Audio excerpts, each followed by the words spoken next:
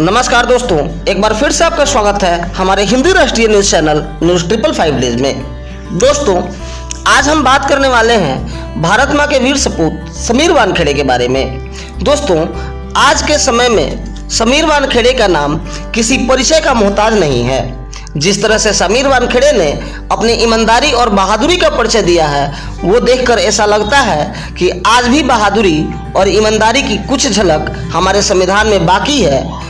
और ऐसा हो पाया है तो भारत मां के महान सपूत और मुंबई के नारकोटिक्स विभाग के कमिश्नर समीर वानखेड़े जैसे चंद गिने चुने अफसरों के कारण। दोस्तों, इतिहास गवाह है कि जब भी भारत में कोई व्यक्ति अन्याय और अपराध के खिलाफ आवाज बुलंद की है तो देश में बहुत सारे लोग एक समूह में कुत्ते की तरह झुंड में किसी एक व्यक्ति पर भौंकते हुए पाए जाते हैं। लेकिन कोई बात नहीं, कुत्तों का काम भौंकना ही होता है। हाथी चले बाजार और कुत्ते भौंके हजार। दोस्तों, जानते हैं खबर को विस्तार से। अगर आपने हमारे चैनल को सब्सक्राइब नहीं किया है तो सब्सक्राइब कर लें, जिससे रेगुलर न्यूज अपडेट आपको मिलती रहे। दोस्तों, समीर वानखेड़े के जीवन और महत्वपूर्ण घटनाओं पर हम प्रकाश डालने वाले हैं, जिससे आपको वर्तमान में जो आरोप प्रत्यारोप का दौर चल रहा है उसको समझने में आपको मदद मिले। दोस्तों, समीर ने 2008 में यूपीएससी की परीक्षा पास कर आईआरएस ज्वाइन किया।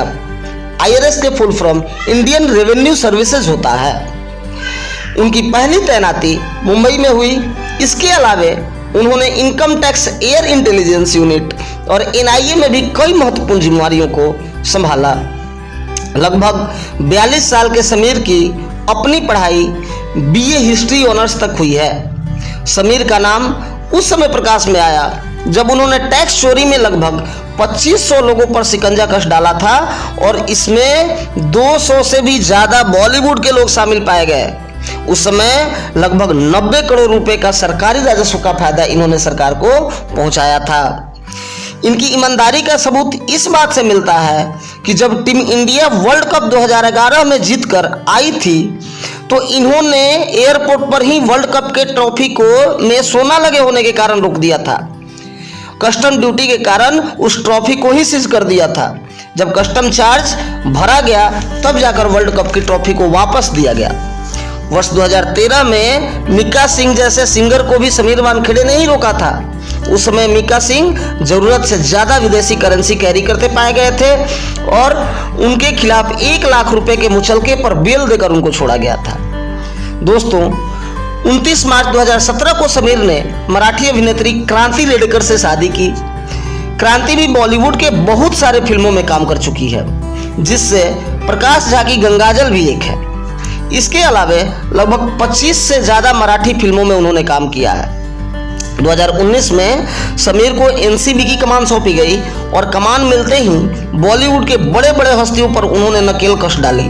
दोस्तों, समीर ने साल 2019 में विभिन्न जगहों पर छापेमारी करके 1700 करोड़ रुपए के ड्रग्स जब्त किए थे। इसमें विवेक ओबराय, अनुराग कश्यप और राम गोपाल जैसे नामचीन बॉलीवुड कलाकार के भी नाम सामने आए थे और पूछताछ हुई थी। दोस्तों, सुशांत सिंह राजपूत केस में समीर ने ही रिया चक्रवर्ती और उनके भाई सौभिक चक्रवर्ती को भी पकड़ा था। जी हाँ दोस्तों, वही रिया चक्रवर्ती जो सुशांत सिंह राजपूत की जलसाज गर्लफ्रेंड थी। इन्होंने ही कॉमेडियन भारती सिंह और उनके पति को ड्रग्स मामले में साल 2020 में ही गिरफ्तार किया था। दोस्तों, इस घटना के बाद समीर पर ड्रग्स पेडलरों द्वारा जानलेवा हमला भी किया गया था, जिसमें समीर बाल बाल बच गए और 2 ऑफिसर घायल हो गए थे।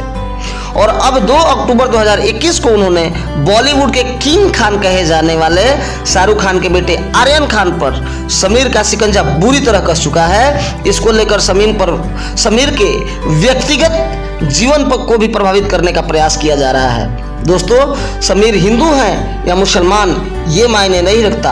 वो भारत मां के सच्चे वीर सपूत और एक ईमानदार अधिकारी हैं, ये मायने रखता है। इसलिए न्यूज 555 डेज की टीम भारत माता के बेटे समीर वानखेड़े के साथ न्याय के इस जंग में कदम से कदम मिलाकर खड़ी है।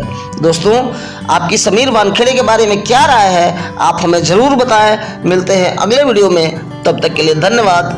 जय हिंद, जय भारत।